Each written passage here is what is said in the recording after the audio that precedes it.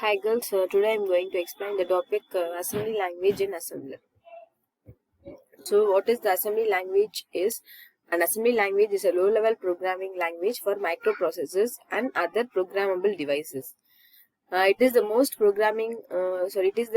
basic programming language available for any processor. A processor understands only machine language instructions, which are strings of ones and zeros. However, machine language is too complex for using in software development. Instead of low-level assembly language is used. Okay, so the assembly language is used instead of machine language because machine language is only the combinations of zeros and ones. The user get bored and tired while writing programs in machine language. Each personal computer has a microprocessor that manages the computer arithmetic and control activities. Each family of processor has its own set of instructions. For example, I already explained you the concept that the Intel 8085 has their own set of instructions. Like that, the Intel 8086 has also a different set of instructions for their processor. Okay, so each family of processor has its own set of instructions for handling various operations such as getting input from keyboard, displaying information on screen, and performing various other jobs. These instructions are called the machine language instructions. A processor understands only machine language instructions till now, which are strings of zeros and ones. However, machine language is too obscure and complex for using in software development. Many of the people doesn't feel fair using machine language for writing programs for the development of software and all things. So the low-level language called the assembly language is designed for a specific family of processes that represent various instructions in symbolic code and more understandable form compared to the machine language. So there are a lot of inconvenience in the machine language for developing software development. So the next language, the assembly language, is used for many processes that represents various instructions in symbolic code and more understandable form. So 8085 assembly language, because in this you people studied about the 8085 microprocessor only. So 8085 assembly language, it's still difficult to write the program with hexadecimal numbers. Therefore, each manufacturer of microprocessor has devised a symbolic code for each instruction that is called a mnemonic or memory aid. The mnemonic for a particular instruction consists of letters that suggest operation to be performed by that instructions. In my last classes, I explained you the instruction set of 8085. That instructions are all the type of assembly language only. Okay, for example, the binary code 00111100 3CH in hexadecimal of the 8085 microprocessor is represented by the mnemonic INRA. So the INRA means increment accumulator content by 1 and store it in the accumulator. That's the meaning of the INRA. So for this instruction INRA, the machine language binary code is 10000008. Sorry, 0100111100. Okay. Similarly, for adding two numbers, the instruction for adding numbers is add B. What is the meaning of add B? Is add the content of the accumulator and the register B. The result is stored in the accumulator. For example, A is equal to A plus B. A means accumulator here. So for this instruction add B, this is the mnemonic code add B for adding two numbers from the accumulator and the register B. The final value is stored in the accumulator. For this instruction add B, the binary code is 100. 80H is the hexadecimal code. This is the binary code 1000000 because the 8 means for the number 8, the decimal number 8, the binary code is 1000. So here you can see the three different types of inputs. This is the mnemonic code add B. For this mnemonic code, this is the 80H is the hexadecimal code. For this 80H hexadecimal code, this is the binary code. Okay. So this is the example program of assembly language program. These are all the instructions. These are all the mnemonic codes for the assembly language programs. LXI means load immediate. Move means move the content of the register to another one. Increment, push, jump, halt, add, pop, push, halt. These are all the instructions of 8085. These are all the instructions. To each instruction has one meaning. It performs some operations. So microprocessor understand machine language only. Microprocessor can't understand a program written in assembly language. But for the convenience of the user, we use the assembly language for writing programs for the processor, but the processor can't understand the assembly language. So you need a converter, you need a translator for it to convert the machine language to assembly language and assembly language to machine language. Okay, so microprocessor can't understand the program written in assembly language, but for the user convenient, they uses the assembly language to write programs for the processor. A program known as assembler is used to convert a assembly language program to machine language program. So this is like a translator. Okay, it's translate the assembly language to machine language as well as the machine to the assembly language. What is assembler?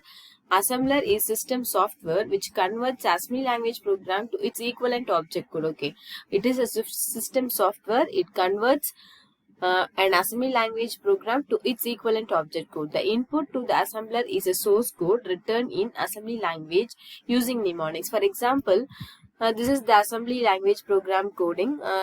For example, for an assembler, this is the input. So it converts this input to the machine language. Okay. So the input to the assembler is the source code written in assembly language using mnemonics, and the output is in the object code. Basic assembler functions are translating mnemonic language to its equivalent object code, assigning machine address to the symbolic labels. So this is the pictorial representation how the assembler works here. It get the input of the assembly language program.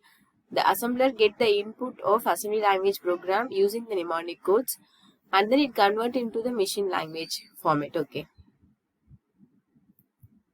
So this is the format. The source code is in the assembly language. It is give us an input to the assembler. The assembler process the assembly language code and it convert into the machine language code, that is called the object code. So the assembler, here the process of assembler are divided into two passes, pass 1 and pass 2, and then it convert into the executable table. During the first pass, what will be done means scan the program file and then find all labels and calculate the corresponding addresses.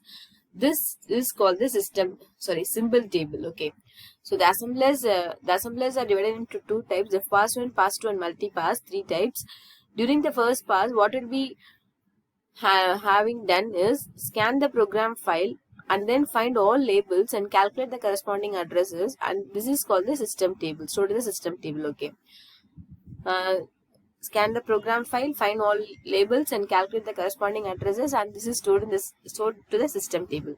During the second pass, convert the instruction to the machine language using information from the symbol table. Okay. From the symbol table, you can see in this picture, read the assembly language programs is get as an input to the first pass. It scan the file, and it find all the labels and calculate the corresponding addresses, and it is stored in the symbol table. After that, during the pass 2, the symbol table fetch the information from the symbol table and it is converted into the executable image, that is called the machine language format. This is the types of assembler: one pass, two pass, and multi-pass assemblers. So what is one pass assembler means? One pass assemblers are used when it is necessary or desirable to avoid second pass over the source program. The external storage for the intermediate file between the two pass is slow or it is inconvenient to use. This is the representation of two pass assembler. First I am going to tell what is the one pass assembler. A one pass assembler passes over the source file exactly only once in the same pass, collecting the labels, resolving future references, and doing the actual assembly. The difficult part is to resolve future label references and assemble code in one pass. Okay. So what is one pass means? At the same time, it collects all the source file exactly once in the same pass, all the labels, and resolving the future references and doing the actual assembly. This is the difference between the one-pass assembler and two-pass assembler. A one-pass assembler passes over the source file exactly only once in the same pass, collecting the labels, resolving future references, and doing the actual assembly. The difficult part is to resolve future label references and assemble code in one pass. What will do in this two-pass assembler, or a two-pass assembler does two passes over the source file. The second pass can be over a file generated in the first pass. In the first pass, all it does is look for label definitions and introduces them in symbol table. In the second pass, after the symbol table is complete, it does the actual assembly by translating the operations and so on. You can see in this picture, this is the first pass. What will be happen in the first pass? A one-pass assembler passes over the source file exactly once in the same pass, collecting all the labels. Okay, so in the first pass it was done in the whole, and then it is stored in the system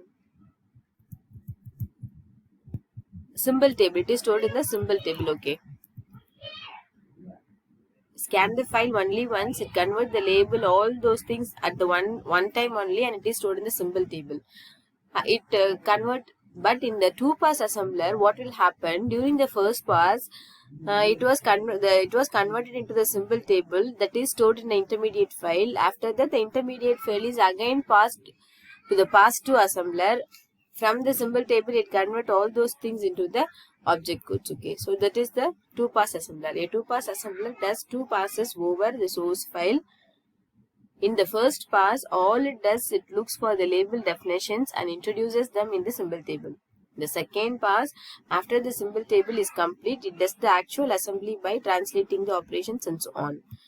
So the last one is the multi-pass assembler. It is unnecessary for a multi-pass assembler to make more than two passes over the entire program. Instead, only the parts of program involving forward references need to be processed in multi-passes. Okay. So these are all the concept of assembler and assembly language. So this is the pass 1 and pass 2. Assign addresses to all the statements in program. Save the values assigned to the labels. Perform some processing of assembler directives. In pass 2, assemble instructions. That means generate opcode and lookup addresses. Generate data values defined by the byte word. Perform processing of assembler directives not done in pass 1. Write object program and assembly listing. This is the one pass. Okay.